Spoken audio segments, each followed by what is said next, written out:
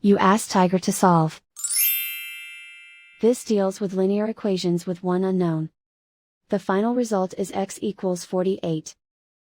Let's solve it step by step. Group all constants on the right side of the equation. Add 7 to both sides. Simplify the arithmetic.